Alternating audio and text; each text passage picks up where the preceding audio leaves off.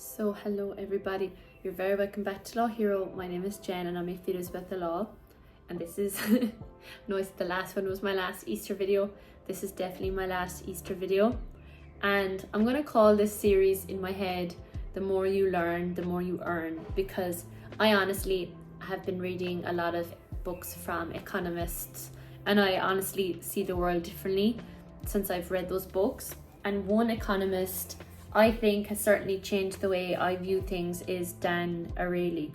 And I read his book, Predictably Irrational. It's a New York Times bestseller, and the tagline is "The hidden forces that shape our decisions." So yeah, the book in 3 sentences can be summarized as follows.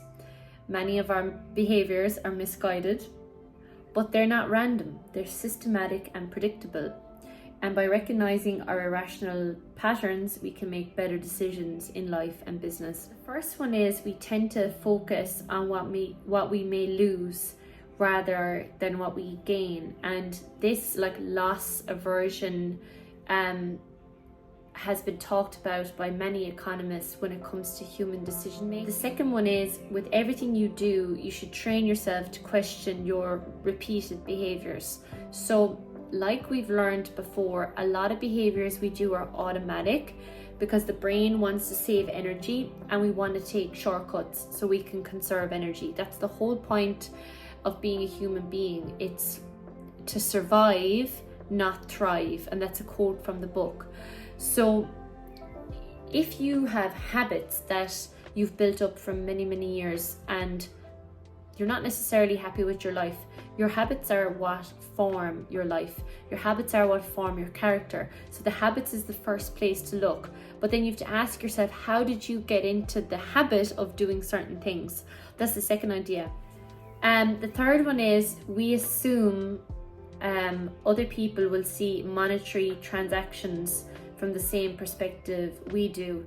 And the other one is people will work more for a cause than for cash. Now, for me, those two are definitely tied in together.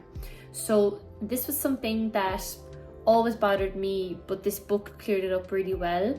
So basically, we live in 2 norms. So economic norms and social norms. And every exchange is either colored by one or the other, but sometimes they clash. So for example, in the book, the author talks about if your mother-in-law makes a really nice dinner and you then after the dinner sit down and say to her, okay, how much do I owe you for that dinner? Or if you're on a first date and if you're the woman and the man doesn't pay, you kind of feel like, I don't think I'll go on a second date with this guy if he's not even going to pay for the first date.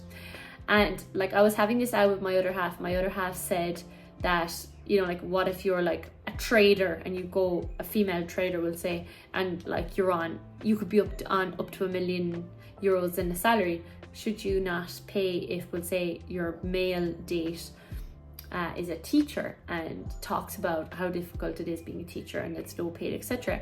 And I still said no, because the social impetus of the man paying for the first date outweighs the economic impetus. The economic impetus is obviously, whatever the market says it is, supply and demand.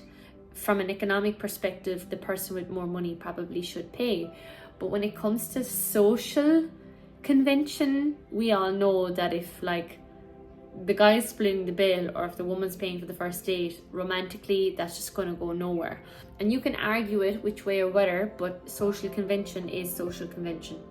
And that's why you can lose relationships and definitely dampen relationships when you bring money into the equation. When you start talking about money, if somebody, for example, offers to help you move house and you go, I'll give you 50 quid for that, it's just you're putting a monetary value on their help, and literally it's not ideal for either of you. So maybe try and avoid that. And then the last one then is giving up on our long-term goals for immediate gratification is procrastination. He does a really good insight into procrastination and some of the experiments he's done on his own students. One of them was letting his students come up with their own deadlines for their assignments, and it didn't work. It didn't work when the deadlines were self-imposed. And his thesis was because the students didn't know their own level of procrastination or how to deal with it. He argued that a lot of people don't know that they're procrastinating, and they also don't know how to deal with it. And he talks about like being cold and hot. So it's really easy to make a budget, you know, when you're sober, you're sitting in your room and you're like, yeah, I'm going to get organized for the new year. It's so much more difficult when when you're a hothead and you're infuriated by something and you're just like, oh, I'm just going to buy a drink. And then like you buy 2 or 3 more, and then you've spent 50 quid on drink and you're like, oh God, I didn't budget for that. So he talks about the hot and cold self, and that sometimes the cold self doesn't even recognize the hot self, and not to underestimate the role of passion when it comes to decision making. For me, one of the experiments he did, and like you can look this up in the book, it was absolutely wild. So he went on campus and he recruited I don't know how many males, but they were between 18 and 25, like they were college going males, and he had them arouse themselves sexually and answer a questionnaire while they were aroused. Then he got them to answer the same questions when they weren't aroused. And like, I'll try and get a screenshot of some of the data so you can pause on it, but it is literally wild. I'm going to actually pull it up here myself. So I'm just looking at the questions he posed the participants. I actually don't think I can bring up some of the imagery because it's basically prawn, you know what I mean? But yeah, crazy. So how many subjects were there? 35 University of California, Berkeley male undergraduates recruited with ads placed around campus. And like he talks about that in the book. So yeah, the tenet of the experiment is that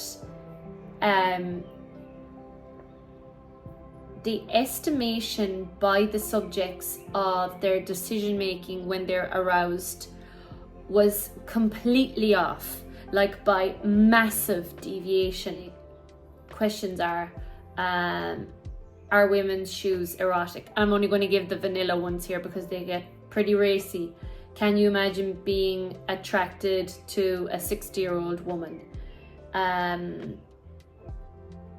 Is the smell of cigarette smoke arousing? The deviation was sometimes as high as 70%. There was one that was like 136% deviation. And what was interesting was that the subjects couldn't estimate the change in their decision making when they were aroused, and a lot of them said that they didn't know what kind of decisions they would make when aroused. Okay, so really quickly I'm going to go down through some of the notes I took.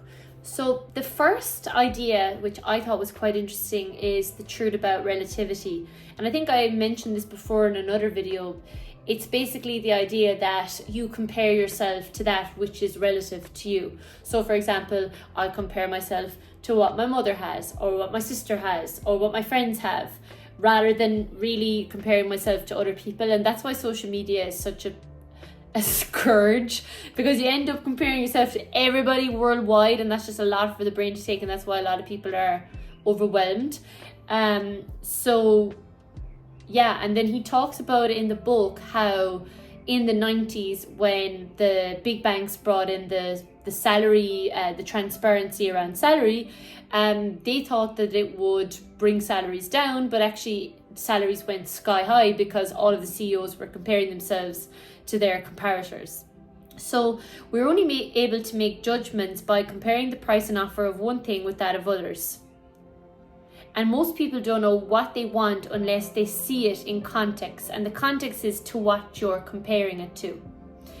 And the really, really interesting thing is the decoy effect. When a third option is presented, we tend to change our preferences. This strategy is used by marketers to influence customers' decisions. So for example, he gives an example of a guy selling 3 washing machines. So there's a low, there's a medium, and then there's a high.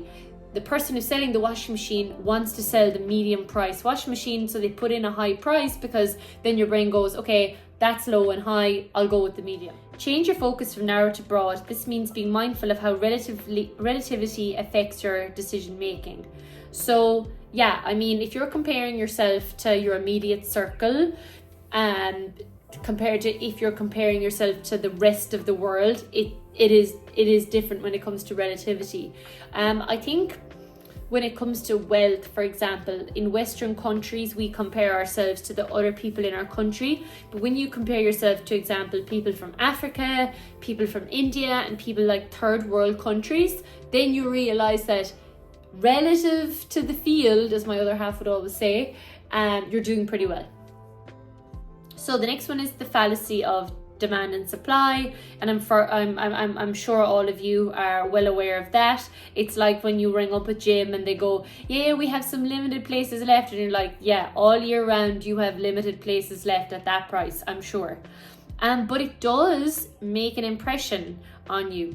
And the author speaks about the anchor price. So the anchor price is the first price that you're exposed to. So say if your gym membership is €25 a month, and then if a gym offers you a €90 a month membership, you're going to be like, oh, that's too expensive. But if you started off with the 90, that's going to be your anchor, and that's going to seem reasonable. The author then talks about arbitrary coherence, which is even things that shouldn't factor into our price consideration, like product placement, may influence our decisions well into the future. So for example, when it comes to like arbitrary coherence, for example, if you get like a free towel when you join a gym, that is an example of arbitrary coherence. And then next time, if you don't get a free towel, you're going to think that you're being hard done by.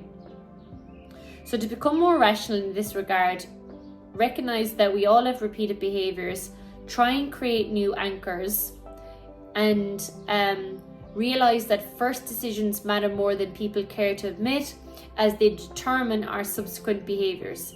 Therefore, examine your first decisions carefully. The second really interesting idea is the true cost of zero, and I really love this.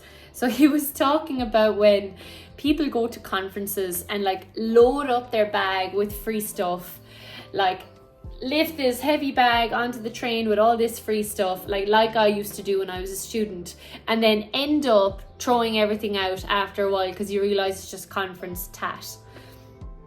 The price of zero causes people to react irrationally.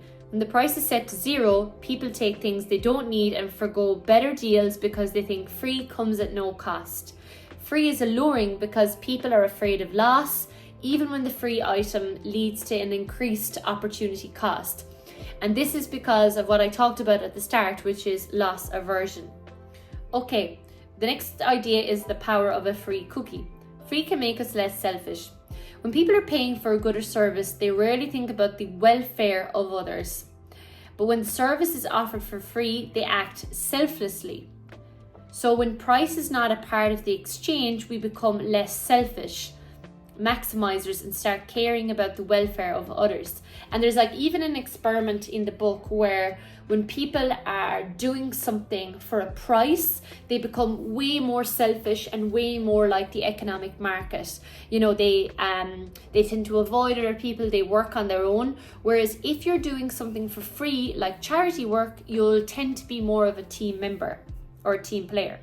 We already spoke about procrastination, and kind of how you overcome that is strict deadlines, schedule reminders, email filters because social media is an addiction, and then associate negative outcomes with positive experiences. That's basically turning pain into pleasure. Okay, there is 2 more ideas I want to share with you. The first is the high price of ownership. And this is something called the endowment effect or the IKEA effect. We put more value into things we own rather than what they're actually worth. So if you build an IKEA table, you're going to put a lot more value into that than it's actually worth. We fall in love with what we already have, focus on what we may lose rather than what we gain because of loss aversion. That's why people hate losing things that they have, because even though it's probably cheap to replace it, it's just you really like that one. We make the assumption that other people will make the same value judgment as we do. For example, if you go and sell your car, or you go and sell anything on Done Deal, the market usually will give you less than what you think it's worth. And we feel ownership even before we buy something. So how to reduce the power of the endowment effect? Think about the alternatives. What else can I get in place of the thing that I have? Detach yourself from the thing you are buying. And when you're selling, consider the perspective of the other party. And finally, keeping the doors open. The fear of losing makes people keep their choices open, even though in the long run, this works against them. Again, this is the loss aversion that we see in humans. Keeping the door open is a terrible habit. If you've been in a romantic relationship and you keep the door open with your ex, I can guarantee you your new partner isn't going to appreciate that. People are afraid of ending relationships or choosing a career path because they will leave something behind. So this is also a bit like the sunken cost fallacy, because you feel like you've put so much into it, you can't just leave it behind. It's a big reason why people don't make a career change. By concentrating on keeping unimportant choices, which are doors, open, we also fail to see the doors that are closing, never to open again. So for example, if you keep an ex on standby, your new partner, who may be the love of your life, may just leave because they don't want to be playing second fiddle. So interestingly enough, taking too long to decide is in itself a loss. And sometimes opportunities move on once you are there being indecisive. Our expectations about things influence our views of events and how we react to them. People view things from an already existing lens. So when we believe beforehand that something will be good, it will generally be good. And when we think it will be bad, it will generally be bad. And yeah, that's because our mind has a lot of power over how we behave and how we act. And that's why it's so important to think positively and not negatively. It's actually called the Pygmalion effect. So Pygmalion, the story of Pygmalion was, he really wanted the love of his life, and he wished that this statue would become alive, and she actually did. He willed the statue into existence. And in philosophy, when we talk about a self-fulfilling prophecy, we talk about the Pygmalion effect. So if you have a positive attitude towards something, generally it will turn out well, because your mind will put the wheels in motion, make you act and think in a positive way, which will lead to a positive outcome. And that means that expectations shape our world. There's a quote from Einstein which says that reality is an illusion, albeit, Reality is an illusion, albeit a persuasive one, or something like that. And that's because we shape our reality by our thoughts. Okay, that was the book. I thought it was a fantastic book. I definitely will read it again in 10 years' time to remind me of how irrational we can be. But I hope you liked the video, and I'll see you in the next one.